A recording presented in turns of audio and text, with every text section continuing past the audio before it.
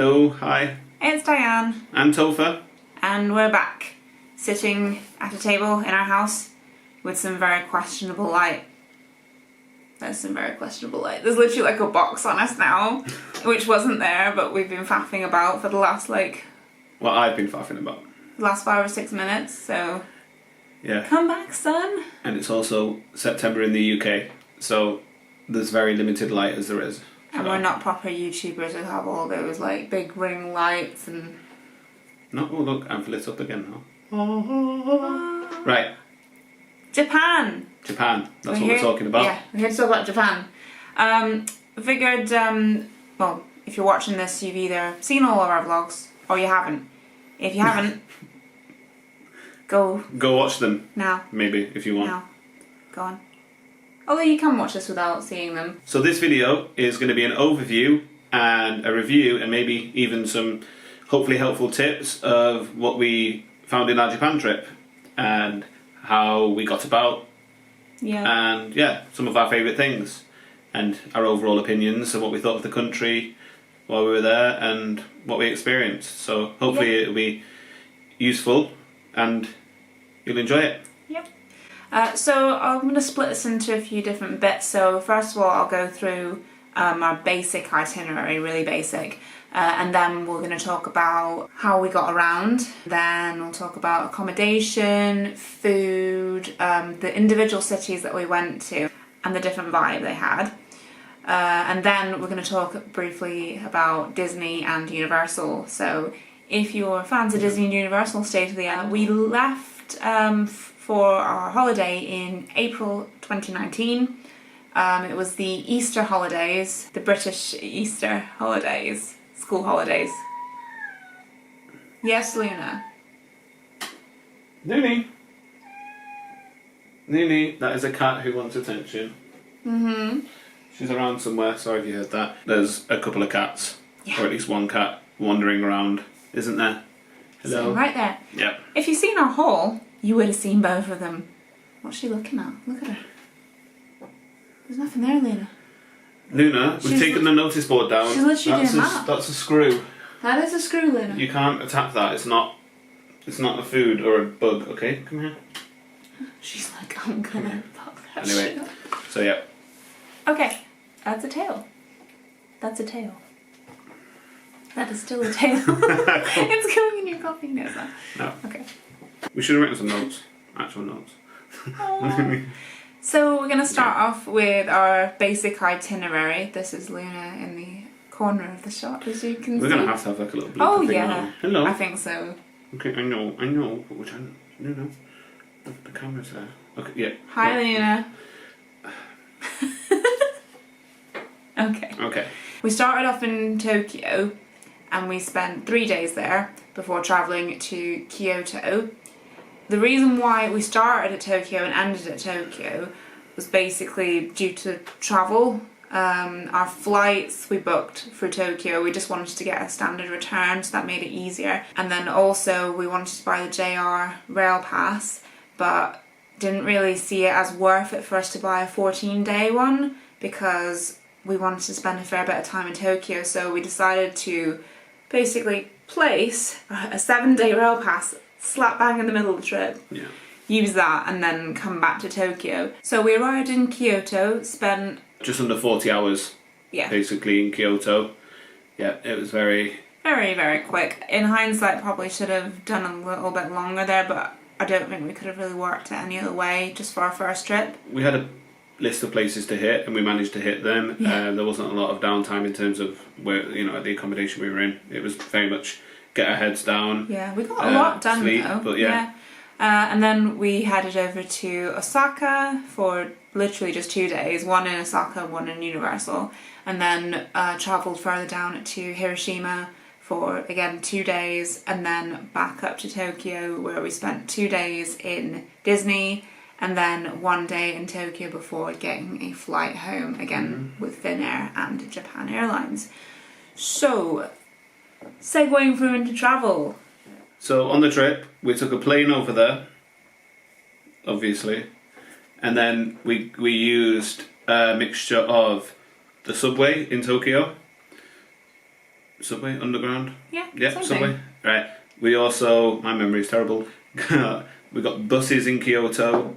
We got the metro In Kyoto as well. In Kyoto as well. In Hiroshima, we got a bus. We walked. We walked in Hiroshima. Yeah, and then we took a train and a ferry to get to Miyajima Island. That was it. So it was, we didn't rent a car at all. No. We did it all via public transport. Yeah, their public transport system is really good. So I'd probably recommend, so tip number 1, if you're a first timer to Japan and are just planning on hitting cities, you don't need to rent a car. You really don't. Their public transport is excellent, and their transportation between cities is excellent. Yeah. Like, if you can, do take a Shinkansen at least once, because we were really impressed with that. Yeah. It was speedy, and it was it was quick, and it was very comfortable, very very nice journey, especially considering the trains here in the UK. Nothing like that at all, really. It was actually an enjoyable experience. Even the longer 5-hour journey back to Tokyo. Yeah, no, the seats were comfortable. Even like we were just in the regular economy, and it was like first class in the UK basically to us. Yeah, it was nice. Yeah, no, I definitely recommend it. The views are absolutely beautiful. You even can see Mount Fuji if you sit on the right side of the train. We used the Shinkansen to get from city to city, and it worked well because I don't do too well on long journeys. I mean, the plane ride, you kind of have to deal with that. And so going from city to city on the Shinkansen in smaller chunks on the way across to Hiroshima worked out well for me. And it's, none of the journeys were particularly, too long. And then I kind of got used to it by the time it got to the 5-odd hour journey back from Hiroshima to Tokyo. Yeah, it was quite tolerable though, because we both download, or you slept a lot. That was where, if you've seen the vlogs, you know that Topher got most of his sleep on the Shinkansen because he didn't sleep very well just generally while we were there. But I downloaded like loads of episodes and things off of Netflix back in the UK. So when we got to Japan, anytime we were on a Shinkansen, I could just plug in with my headphones and just catch up on all sorts really. So it was really good. I mean, I definitely recommend doing that. We found that there were obviously it was quite a few other tourists got on it with us, including like a family or solo travellers or couples like us. So we found that the Shinkansen was nice, and the time we got it as well was early morning, so that it was like people who were travelling and they weren't too loud. It wasn't it was people who were serious about getting to the next destination by getting it early, and so it was a certain type of people, just a bit more kind of serious for the journey and a bit more relaxed and quiet. And even the family next to us on one of the journeys, they were lovely. They had a small child with them, but it's just like I said, it was very nice. It was a lot of people doing the same journey as us, going around, so it was kind of like we're all quite relaxed and all kind of a holiday vibe to it as well. So I'm not sure what it would be like getting it a bit later on in the day, more during the busier periods. But we found it to be like nice and quiet as well. Yeah, very quiet and respectful. The reason why as well we picked the early morning is mainly just so we could get the most of our day, when we arrived where we were going to. So especially with Kyoto, that definitely helped. It helped a lot with, again, the short time we had over in Kyoto. The journey across was very helpful, getting there early and getting our stuff in our accommodation and then out for the day. And we actually didn't get back, well, we could talk about that later, but we didn't get back till much later. We dumped our stuff, got there early and went out for the day. So So my next favourite transport, I think, was the subway in Tokyo. I really, really liked it. Yeah. I mean, I'd heard obviously horror stories of like just getting lost all the time.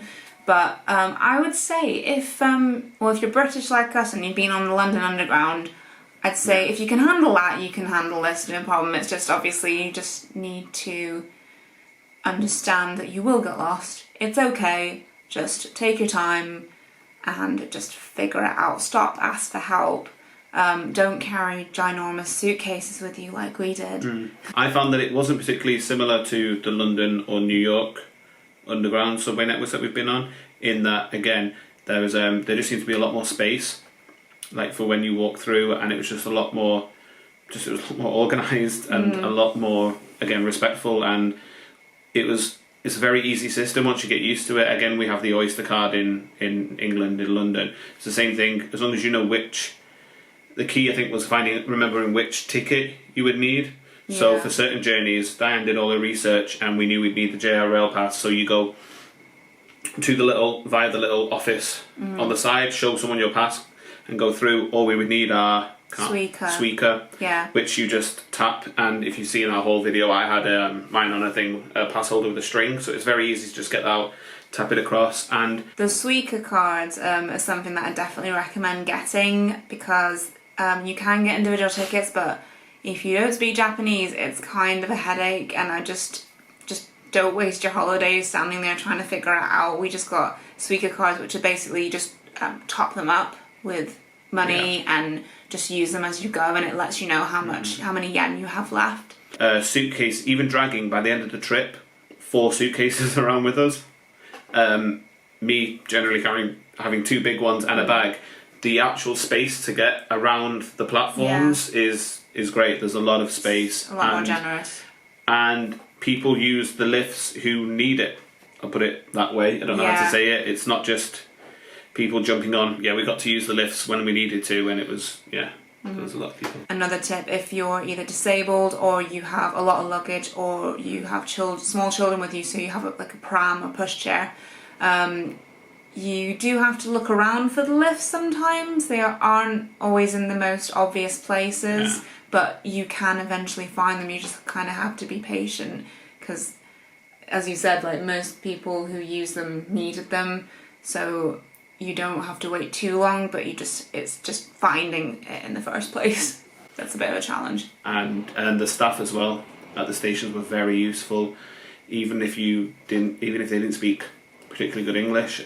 They'd always try and help. Yeah, they'd always help and get the gist of it if you just showed them and kind of, set money, and they just learn to mime and play charades and you'll be just fine. Charades. Okay. One last thing about the travel. There's lots of stairs. So if you don't go with stairs, I'd probably start training now. My legs were made of steel by the time we got home. Yeah, there's a lot of stairs. So again, carrying heavy luggage, it can be a bit problematic. But again, we found it to be usually quite, again, easy to get around. It wasn't too hustly bustly. Yeah. And Diane would go up with her bag, and then if I needed a bit of a hand, she'd help me carry mine. But obviously I don't, because muscles. One thing we did find in Kyoto was the buses.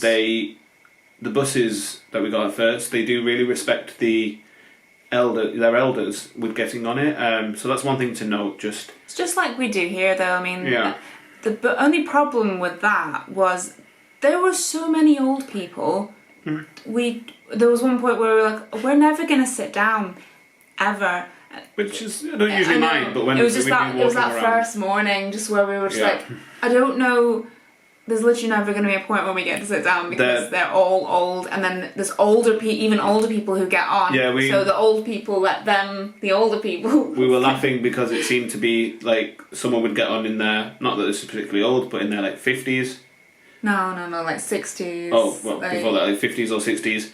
And then they would sit down, and then someone else would get on the next stop, and you could see the person sat down looking at them, trying to figure out if they looked older than them. Yeah. And if they came to the conclusion that they were older than them, okay, Looney, hello, they would stand up and let them on, and I kid you not, 2 stops later, a really ancient person got on. So old. And obviously that person got up for them, so it was kind of like a rota of just respecting your elders. Yeah, we just came to the conclusion, we're standing. It's because fine. we're so youthful and energetic. So next, accommodation. We stayed in mainly hotels. Obviously, being Japanese hotels, they were fairly small. The only large, Western-sized hotel room we had was the Tokyo Disney one. And then we stayed in a sort of traditional Japanese-style apartment. And we also stayed in a capsule hotel, which we'll talk about later. Yeah. Otherwise, it was mainly just hotel rooms that we'd booked, and they were, quite small. And all the hotels that we booked, I booked through Booking.com, which was mainly due to the fact that you don't have to pay until you get there. That was why I booked it through Booking.com, because the one good thing about them is you don't have to pay until you get there. That made it easier for us to Save up. kind of and choose our places. You're going to come in the shot, Luna? No, you can't sniff my coffee. There she is. There you are. Hi. I love you too, but I'm trying. I know. I'm going to give Mummy a kiss. Okay. Okay, you were done? Okay, there's a tail in my face. Nice. So, no, you're just coming back. So. This is Luna. Hello, where are you going? Okay, no, I can't look at you because you're comfortable. She's literally just going backwards and forwards. Okay. Okay. Right. Don't break the boat. Switch. Sit. my Good girl. boat. Good Sit girl. down. She's breaking your That's fine. She can't break it. One of the times, there was like 2 single beds, so there was literally we were just we were not on individual beds. Was that in Osaka? That was in Osaka, yeah. Osaka. Yeah. Where I slept best. Yeah. So I don't know what that says about. What that says about our marriage, travelling but as a- that's when he slept best. I was just going to say travelling as a couple, but as a But I think it's because as well, another thing to point out, we said before our size, like we're just sort of, I'd say average size. We're not skinny, we do have a bit of weight on us, but we're not the smallest or the largest of people. The beds there are small. They're like smaller, slightly smaller than a regular double, I would say. Slightly smaller than that, so you kind of just like... Yeah, get snug. Hi. But again, when you walk around as much as we did, I was just ready to... Sleep. After the first 3 nights, I was ready to just pass out and sleep anyway, so yeah, the first hotel we stayed in... That one was the one where you could see the toilet, like... There was only like a curtain. The bathroom, not just the toilet. I know, but literally like, sitting on the throne being like, hi. Yeah, but you've got a curtain type thing to put across. Intimate. And who else? I mean, you're going to be a couple sharing that room. So, yeah, because that was a small bed. You've seen it all before, I assume. Yeah. So, yeah, I liked that one. It was a nice introduction. Good location. Yeah, I'm trying to remember where it was. Shibuya. In Shibuya, yeah. Right next to... my voice has gone a bit. Right next to the station. Yeah, right near the station, and only like a 5-10 minute walk to the Shibuya crossing. Yeah. That was really good location. The size of the room was fine. Obviously, we were only on 2/3 suitcases then. Yeah. It started getting a bit more difficult as we went on. It felt like a very, very nice and slightly bigger and more luxurious, but university dorm room. Yeah, actually, yeah. A lot of them were like dorm rooms. But that's in terms of just it's practical. It's just what you need. There wasn't a lot of wasted space, which is a thing with accommodation over there. They're just we had a little table unit. The bathroom was a nice size, and the bed was suitable, if a bit smaller than we used to, but it was it's just what you need, and it's good, especially we were only there for 3 nights. That first one, yeah. Yeah, so we didn't need to spread out much, so it was good for that. So the Japanese style apartment that we stayed in Kyoto, we literally got there at night, slept there, and then got up early and left the next morning. But it was nice. It was although a bit grudge-like, as if you've seen the vlog. Yeah. I woke up in the middle of the night, went to the bathroom, came outside, looked up and down the corridor, and thought, this looks like the Grudge. Yeah. We actually arrived there in the morning, because was it morning? Something like that, yeah. Yeah, because we travelled over so early, and met the lady there. She took our luggage. I could be quite paranoid about leaving things with strangers, and there were a couple of times where but through instinct, that kind of paranoia and anxiousness kicked in a bit, but as the trip went on, I felt more and more safe and secure that things would be looked after, and there when we got back, so this was the first example of someone taking us leaving our stuff with someone, and it was fine. We got They back. were lovely. They left us an envelope because we'd stayed out like all we got day. back a lot later than We thought we would. So, yeah, so they left a note basically on the table in there, just to talk to us, I guess, because it was like late by the time we got just back. to let us know that everything was ready and sorted for us. So one of the other hotels that I really liked was the one that we stayed in Hiroshima. I know you didn't seem as fond of it as I was, but I loved it because the bed it felt like it was bigger than the one in Tokyo. The room felt a lot more, it was a lot more spacious. Okay. That was just me trying to remember what that room was like. It reminded me a little bit of a fancier university dorm room. But the view was really lovely as well, and you got free breakfast, which wasn't much, but it was quite tasty. Yeah, they had a kind of cafe area at the bottom, which pretty much looked out onto the river. Yeah, and they gave you it was a free breakfast, which was nice. Which was because we had to kind of get cracking and get on with the day, so it was nice to have that there. But again, the view of the river, I don't know what the river's called, but the view of the river from our room was really nice actually, and we were pretty high up and it was quite nice. No, I just liked that hotel. It just seemed, I don't know.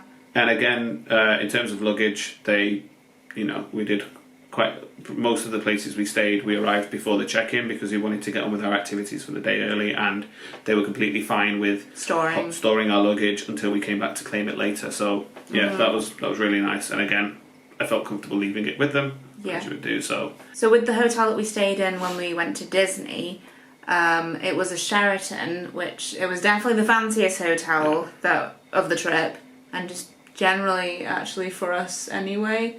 Yeah. Like, we don't tend to stay in places like that often, but there just happened to be a really good rate on at the time when we booked it.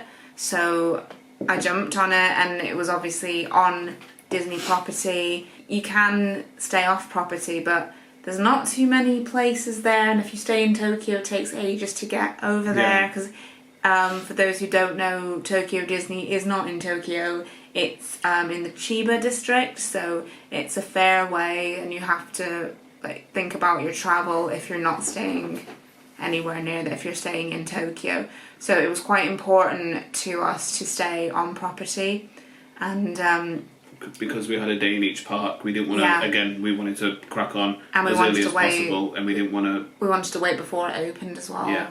Just to get a jump, really. But no, I liked it. It was very comfortable. We had 2 ginormous beds. Well, I loved that hotel room. I loved being there. I loved the fact that we could see the fireworks outside of our window. Didn't even think about and we are, as you could probably tell from the trip and the hall, and if you've seen anything in the background of our house apart from right now, we are huge Disney fans and huge Disney park fans, and it's where we go quite often on our trips.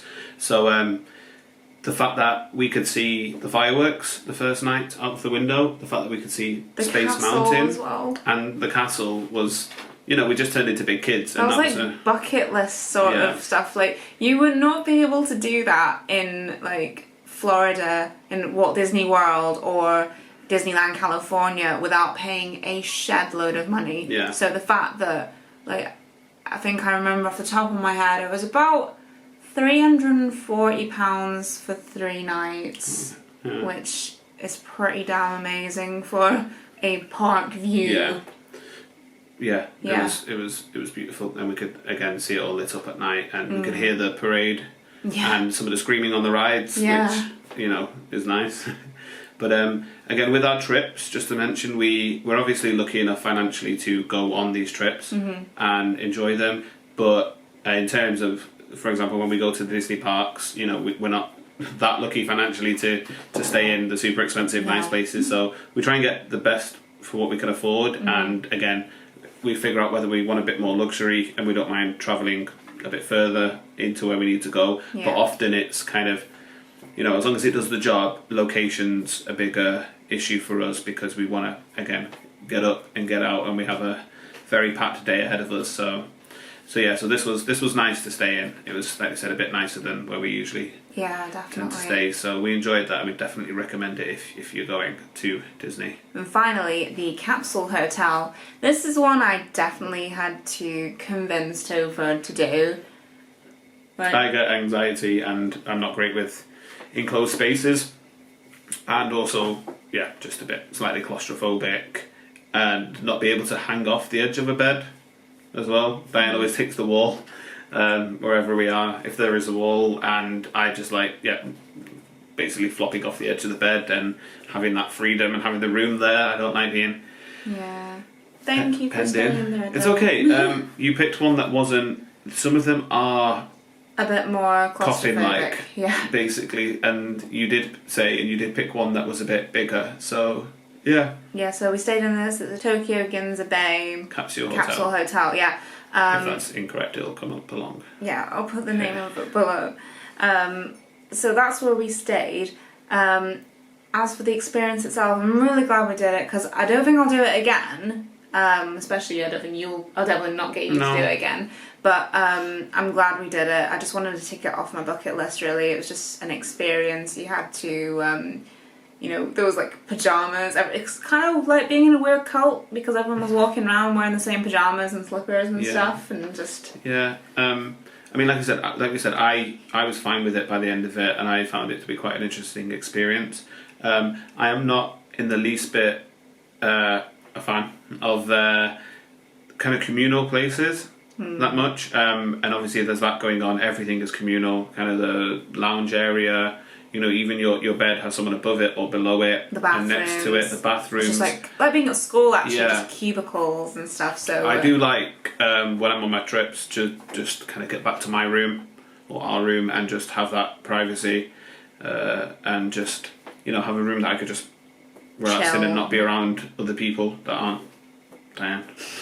So and also I have a stomach condition, so kind of the shared bathroom kind of thing was a bit.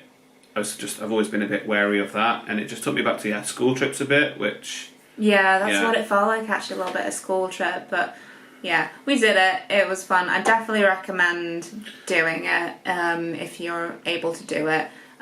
Even though if you're a heterosexual couple, you will be split up. You will be on different floors. So that was something that we had to take into account. Yeah, and also in the one that we stayed in. Again, with leaving luggage, you had a bit of a different experience than I did with that. Yeah. For some reason, it seemed that just particular there, the men. I think you talked about this in the video, but the men seem to have a lot more luggage space than the women. And again, in an environment like that, they kind of had again communal areas that they watched over, but also it was still kind of had everybody walking to and fro that stayed there. So they had a communal area where they kept bags. Within eyesight, they could keep an eye on it. The staff would kind of keep an eye on it throughout the day and the evening. But again, I had to leave some stuff there, which again wasn't the most comfortable thing for me. But it was completely fine, and we got our stuff back. And I got unlucky just with my locker upstairs and on my floor because. Your key card, you had the same number for everything, so your key card matched the locker for your shoes, it matched the locker that you would get. Yeah. Unfortunately, they were all different sizes. I got a stupidly skinny one, so I was like, what am I supposed to put in here? Like, nothing, so I had to bring the I managed to fit it, I remember, because we got the smallest little wardrobe as well, just to put a few suitcases in, and a couple people had spread out, so I just kind of moved a few things around to make everything fit. Yeah. So I ended up the actual unit itself. Again, I go to a music festival yearly, so it kind of reminded me again of that. Just kind of could hear someone snoring, someone talking over there. I messaged Diane saying I've got the 7 dwarves. It was like shuffly, snory, sneezy. I can't remember the rest of them, but there was like Wrigley. Someone was just moving around constantly. So. There is that side of it, but I managed to drift off because I was that tired from the day. Yeah. And the unit itself has, you do get the privacy. Once you're in there, you put the shutter down and, I had the light on and there's little hooks. So if you're fairly organised, you can kind of, make sure that everything's hung up and stuff like that. I just kind of did what I do at the festival and just kind of put everything to the side and kind of slept in whatever space was left. So I had even less room in the end doing it that way. But if I can do it, you can do it. Yeah. And it's it's an experience. Food. Which was a huge part of our trip. just a bit. So if you've seen our vlogs, you may have noticed we like food. Yeah. If you see us, me, yeah, you know we I like food. Yeah. So I did a lot of research before we went, and I made a list of things that I wanted to try. We didn't get to everything on the list, but I just wanted to kind of have a list of things like to keep an eye out for, things like, you know, like okonomiyaki, takoyaki, bento box, ramen, etc. Yeah. I miss the food so much. Yeah, so much. We just greatly enjoyed the food over there that we ate. If you want to know what we're talking about, watch every video. Yeah, every single video. Has food. Mostly centered around food as well. Yeah. And like Japanese people, we love your convenience stores. Oh. So much. Oh, I wish our convenience stores were like that. I wish so much. I'll let you say stores because you're talking about another country that uses the term stores, I think, but convenience shops sounds Convenience shops. Okay, American, right? But yeah, what can you say? Onigiri just from the shop. We talked about it in the hot coffee, like from the vending machines. I'm a huge fan of a lot of things. Right, the vending machines I loved. The convenience stores. It was so fun because, like, yeah, in this country we only have a few types of, drinks, if that makes any sense. We've got, obviously loads of stuff to choose from, but just the variety that you can get so conveniently just from a vending machine was just amazing. Yeah, and I suppose I don't know if people would be impressed with what's in Tesco the way we were impressed with what's in a family mart. Probably would. It's like us when we go to America, Walmart. Yeah, we amazing. just go buy the sweets. Butter flavour syrup. Yeah, butter flavour syrup. Yeah. But yeah, it was just the food that they had available from the convenience up to the meals we had. We loved it all. I'm so glad I did loads of research because we didn't have a bad meal. No, and no. To be fair, apparently it is very hard to find a bad meal. Anyway, but I just wanted to make sure that it was stuff that we would like. Where was it? Sukiya.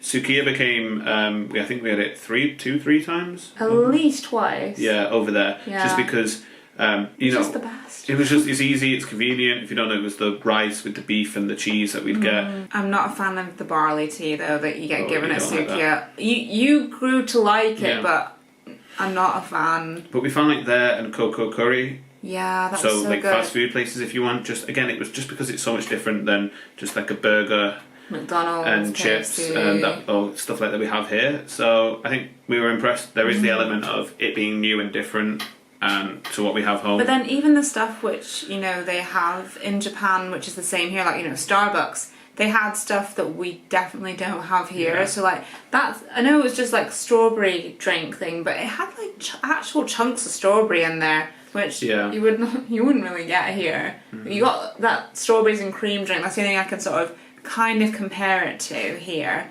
but it's not as creamy as that, and it's just got loads of like chunks of strawberry. And also, I think the fact that just Genki Sushi. We went there. And I wish we could have gone more than once. Yeah, that was our first meal. If you see that when we're half asleep after getting off the plane, and just the fact that we were it's automated, but in a way that's easy if you don't speak Japanese. You don't have to talk to people. It's great. No, which is nice because you might have that trepidation. Yeah. And worries about going over and trying to order something and getting the wrong thing, or people do have that if they go to another country. So just getting straight in and just having a machine and ordering your meal and being like, you've owned that first meal. You're like, we've done it. We got there. We got what we wanted. It just made me more confident about okay, I can come here. I can order food. Stuff's in English. Stuff has pictures. That's one thing. They have pictures for everything. And you can just point at things on a menu. We had no problem getting what we wanted. Everything we ordered was exactly what we'd asked for. Yep. The pictures, the prices were clear. The Luna was clear. I think my favourite thing that we ate over there was probably the okonomiyaki. Oh, that was so good. That we had in Hiroshima. Yeah, that was really nice. Yeah, that was nice. And again, there was several options. There was several people in the queue who were not Japanese speakers, and we all found it really easy to use. The strawberry sandwich It was nice. You wanted to try that strawberry and cream. I figured I was either going to love it or hate it, and I loved it so much that we got another one, didn't we? Yeah, we got a couple actually. It was really good. Like, their egg sandwiches even, like, I loved their egg sandwiches. I loved being able to get onigiri just every day for breakfast, because there is one place in Manchester where we can get onigiri, at least one, you know, like just fast food on the go place, but got like what, 2 flavours? So it's just not the same. And I miss the milk tea as well. Again, I can find it like in a couple of places around here, but you know, you gotta go out looking for it. So and I found that again, I've previously mentioned earlier in this video, I have a stomach condition, and I find that when I travel, it can become a bit aggravated, but just the lack of grease, really, and kind of that sort of thing over there. The food, it was nice, and it didn't mess up my insides, basically. So yeah, again, it was really nice to have like just the rice, just the way the rice sticks together. We tried doing it back here, and here we can't, but. I love trying all the snacks as well, because I know Japan's not known really for street food as much as other countries, but I guess they've been introducing it more and more over the years. So a couple of places that we went for street food, I really enjoyed, like just all like the dango. Yeah, stuff, like I loved dango and the little cakes with the red bean inside, and just. It was so fun, and just everything was just so delicious. Yeah, and again, we went to some of the touristy areas and had like street food kind of stuff around there, and the prices were okay. They weren't, I think they were quite decent, really, because I've been in other places where it's just a complete rip-off. Yeah. So I was quite pleased with that. Yeah, like I said, we ate. We just enjoyed everything we ate, and it was a fair bit. And again, if you do your research. You know, we had a list of specific things that we wanted to try. Yeah. Japan is not just sushi, guys. There's so much more to it than that, and I just enjoyed every single bit of our food journey while we were there. It was, like as I said, I still dream of it. I want to go back just for the food. And I've been saying let's go to some of the Japanese restaurants in Manchester since we got back, but we're trying to just give it a bit of a rest. It's not the same. Also, Diane, as a non-pork eater, you were a bit worried about that, and it's very clear. Although sometimes it would just say meat on some things, but literally only a couple of times, and I just avoided it. Yeah, and when we were I know we're going to talk about the parks later, but I think when we were in Universal, they were really understanding and kind, and they went out of their way to find the book, that allergy menu, with the allergy, for all the ingredients of a specific thing. We found did have pork in it, so that was because it just said like pizza bun or something like that. And there's a lot of vegetarian options as well. So obviously, if you were a bit unsure, if it seemed like there was a limited option in the meat section and there was something you couldn't eat, then the vegetarian sections are very clearly labelled, and you know. Generally, vegetarians I'm speaking to now. Japan isn't known for its vegetarian food, but if you do your research, you can find it. So just do your research, and it is scattered about. You can find it. You just have to look. You won't find vegetarian food everywhere, but you can find it if you look in the right places. And I'm going to go against what we've just been saying now, and say that again. We researched and planned ours, and that's the way we did it because we had some specific things that we wanted to get. But also, I'd feel quite comfortable actually, kind of winging it over there to a point. Also, if that's your thing, you just want to get there and see what you fancy. So Sukiya, we didn't plan to kind of go there as much, but it turned out to be something that we fancied on the go.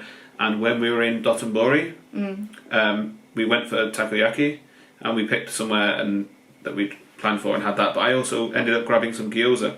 From a place, and that was amazing. That was really tasty. So I had some like Kobe meat as well. Yeah, so that was really good. Again, just the standards there and the taste of it all. I'd feel comfortable again. You can have a plan like we did, or just wing the it. times where you just like I fancy grabbing something. It seemed to be we found it to be of a good standard, and we really enjoyed it. Food, love the food. So next we're going to talk just briefly about each city and what we thought of it, and just I guess what our favourite things were. The feel of each city, really, because they were all very different.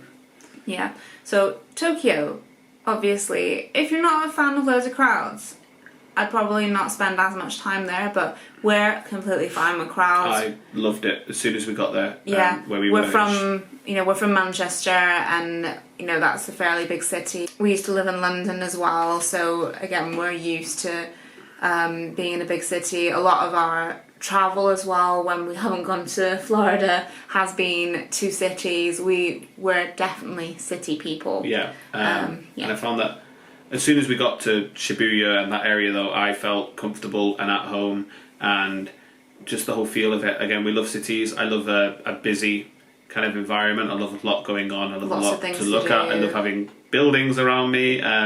Lots of stuff to do. I couldn't wait to get stuck in, and there was just small things, like there was a wall of like lanterns near where we were staying with a Japanese script on it. I wasn't sure what it was all about, but just them lit up in the evening when we gone there. Just stuff really like that, nice. kind of to let you feel like you're in Japan. Here we go. This is it.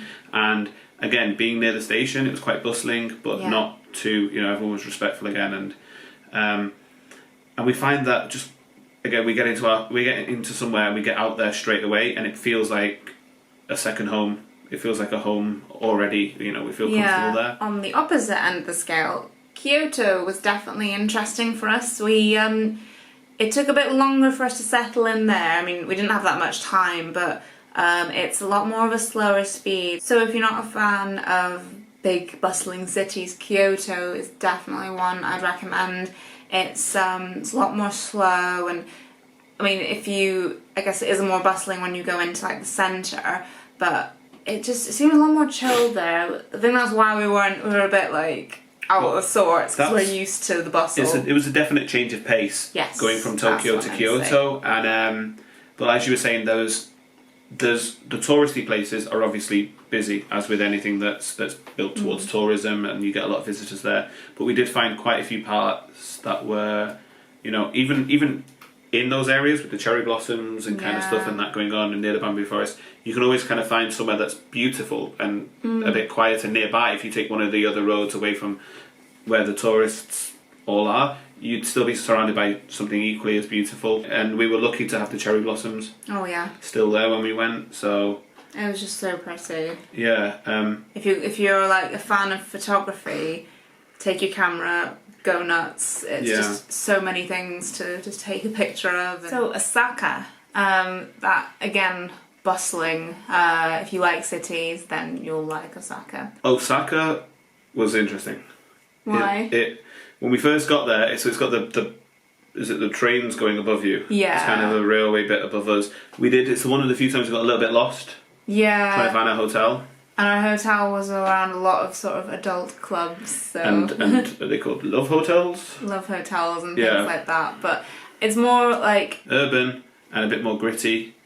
But in that, there was the love hotel type things around us, and it had more of an edge to it, like a cool kind of, it had a cool urban edge to it. Didn't feel dangerous or anything like that. It just felt more like young, sort of, cool young people kind of thing.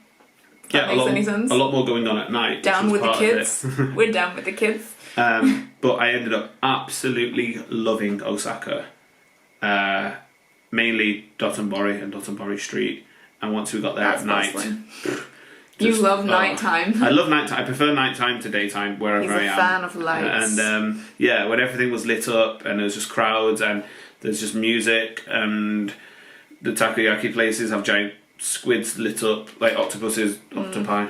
Octopus. Octopi. I thought there was a plural for it. I don't know. And like takoyaki bowls and just like takoyaki, just music playing like just everywhere. That's my sort of thing, so I absolutely loved that. It was fun. I loved Osaka. It was again, living in Manchester and not some of the nicer parts of Manchester in my life, I felt comfortable there. And it had like some nice areas as well, like with the castle and the we went to the Umeda Sky building, which gave like an amazing view, and I liked it. It was one day that obviously we were in Osaka itself, but it was short and sweet. I liked it. Yeah. I would probably go back, especially because it's known as, is it Japan's Kitchen or something? Yeah. Food. Mm-hmm. Yeah, it's known for like its food culture. That's why we went for... I enjoyed the food. You enjoyed the food? Osaka Castle though, that was the one time where my kind of, I don't really want to go around seeing things, kicked in for about an hour, so apologies if you see that on the video. I think it was just because of the long walk up to it. Yeah, there was really, a huge from the walk up to station. it, and I was really warm. You got really confused as well, the fact that there was a castle in a city. I'm like... I thought like the castle itself had a tram stop or a tube stop or whatever it was. We did live in London, you know, Buckingham Palace is in the middle of London. Yeah. There are places where there are castles aren't just like in a field out in the middle of nowhere. It just seemed to be so far away. But yeah, apart from that, Osaka was great. Yeah. So Hiroshima was again a different pace. It was a lot more chilled. It was still a city, but I'd say it was somewhere between, in terms of busyness, between Kyoto and Osaka. Yeah. A lot more closer to Kyoto, but just slightly more like... city-like, I find. Well, obviously we found there to be more different sections with where we went. Obviously, we did the sort of atomic bomb memorial dome and Peace Museum. So that was, again, I mean, that's its own pace as well. You know, that's its own emotions attached to that, and that was obviously enjoyable. That was the part of the trip where we slowed down a lot more because. Although Kyoto, you kind of slowed down, we did not physically slow down because we were trying to pack everything in. But Hiroshima was where we slowed down and just kind of chilled and just went at our own pace. And we didn't do too much in Hiroshima. As I said, we were, you know, kind of chilled about the whole thing. We did the Peace Museum and the whole, obviously, atomic bomb dome and all that. We also went to Miyajima Island. That was it. That was like a morning trip. And we ate okonomiyaki. They were the reasons I went to Hiroshima. And the trip around Miyajima Island was, I mean, again, watch the video if you want. It was lovely. Yeah, I really enjoyed it. It was nice seeing all the deer. Again, for the tourist, it's full of tourists as you'd expect. But again, it was not many locals. There's enough room that you had your own kind of space and could do your own thing. Also, we went in the morning, which I think definitely impacted that. We ate a lot of those lovely little cake things that were gorgeous. Yeah, that was really nice. So Universal, this was the first time we'd been to a Universal park outside of America. Yeah. There are 4. One in Florida, one in California, Japan, one in Osaka, and one in Singapore. Have not been to the one in Singapore. So this was our first non-American Universal park. I really enjoyed it. It was really fun. Yeah. Again, we love those parks, and it was interesting to see it with, again, in the video. I'd say it was interesting to see Sesame Street and kind of things that maybe aren't as popular over here anymore, or as much in the UK, that are more popular over there, even though they're from here and we're more familiar with them, or they're from the US. Sorry. So we found that really interesting, and it was great seeing going on some rides that were the same but just in Japanese, Jaws was amazing. Yeah, that was interesting. That was awesome. It was great because it just had kind of again, there's the Japanese culture added into what we were already familiar with the Universal One thing Park. I love about that is just that they're all not afraid of acting like kids. Just the way people dress, and we think we said it in a couple of the vlogs. I love that there's grown men wearing little thingy ears and our attire in again the Disney it's a general park thing as well. I notice it's men over there aren't afraid of their masculinity to be wearing a fuzzy backpack and they don't care. When in Rome, and all that. So it was great. People it wasn't just parents with kids being we're here for you, let's just do this. There was, again, everyone. They seemed to the culture over there seemed to, in the parks especially, seemed to just go fully into wherever they are and what they're doing, and unashamedly be I am being a kid for the day, or I'm letting loose a bit, I'm just forgetting about the real world. We're just here to have fun. So, and we're very much like that as well. That's one of the things we love about going to the parks, is just that feel. So it was great. Universal was amazing. We went to the Wizarding World of Harry Potter is a huge part of it, and a huge part for us as huge Harry Potter fans. I love that it was the same but different. Yeah. Again, it was a lot of the park was what we're used to from the American ones, but again, it had Japanese influences and it's just their own areas that they don't have. Obviously the whole Sesame Street area, you don't get that in the American parks, and Hello Kitty, which was is really fun as well, so stuff like that. Yeah, no, I definitely recommend, like, if you happen to be around Osaka, go, like, just for the day. It's a great day out. Even though it rained a bit, we still had a great time. I'd say, again, just compared to, if you're not really into being as much of a big kid as we are and that whole thing, Universal would probably be geared more towards you than a Disney park. And the rides. Yeah, Universal and the rides. The roller coasters. There were a lot more roller coastery, and you know, it's kind of a bit more, if you're a bit more grown up and you want more of the thrill rides, then Universal's better. And the Wizarding World of Harry Potter, it's the most accurate park for weather, I think. Oh god, yeah. Yeah. We do find it a bit strange sometimes in Florida, or when we went to California to be stood in Hogsmeade, and it's there's, you know, the fake snow on the buildings, but it's absolutely roasting. So yeah, it rained when we were there, so that's kind of more fitting. That's why it was accurate. Yeah, but it's a great park, and we loved it, didn't we? Yeah. One tip for Universal, actually for all of those theme parks, get there early. Like, I noticed with the American parks, you've got your we get there early crew, but then you've also got the I want to stay in bed crew. Same with Japan, but there seems to be a bigger crowd. Not like overall, but just like there's a lot of people who get there early, and not just for park opening. They get there like an hour before, and they are there queuing up an hour before. So we tried, and even in Universal, they were letting people in early. Yeah. It was like, if you see on the vlog, I think it was like 22 or something. They started letting people in, and people were running. They were actually full on running. Disney. This is our bread and butter. This is what we live for, basically. So it's our fourth Disney park that we've been to. We've done Disney Resort.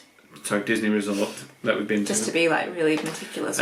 We've been to Disney World in Florida, Disneyland in California, Euro Disney in Paris, or Disneyland Paris, whichever way you want to, and then now Tokyo Disney Resort. So 4 down, 2 to go. The Disney parks in Japan. Like, out of this world. Like, Disney Sea, if you only have one day and you have to pick one of the parks and you're a Disney veteran, go to Disney Sea. Because your sister, she went to Disneyland because her friend wanted to go to Disneyland. She said, I wish I'd gone to Disney Sea because it just looks amazing. I'm glad you said Disney veteran, because obviously if you're just going to a Disney park, you want to do the whole Disney shebang, yeah. Not Magic Kingdom. You want to do the whole Disney castle. You want the castle, area. Don't you? But if you're a veteran and you're only going for a day, go to Disney Sea. It is the theming beautiful. Was just, it's incredible. Yeah, and the rides. Again, hopefully you've watched the videos of us there if you're watching this, and yeah, it was just amazing. Just having like all of the rides are incredible. They've obviously got a lot of rides that aren't unique. That are unique and not at the other parks, and it's just a beautiful park in that it feels a lot like, again, sorry if you're not familiar with this, but yeah, Universal Studios with the backdrops and a mixture of Hollywood Studios. Kind of like the theming was just each different area and the backgrounds. It was just really nice to walk around. And the snacks there were amazing. The staff were like the friendliest people you've ever met. Yeah, you have your Disney kind of standards of customer service that they often have, and then also your Japanese kind of culture standard of service. It was really impressive. And just jumping over to Disney Park, so Disneyland Park, I watched a daytime parade. I don't think I've ever watched a daytime parade with you, because it just takes me back to when I was a kid. Funnily enough, I wasn't actually into the parades when I was a kid. My dad used to like filming them, and the rest of my family used to like watching them, and I'd be like, but the rides, the queues are shorter.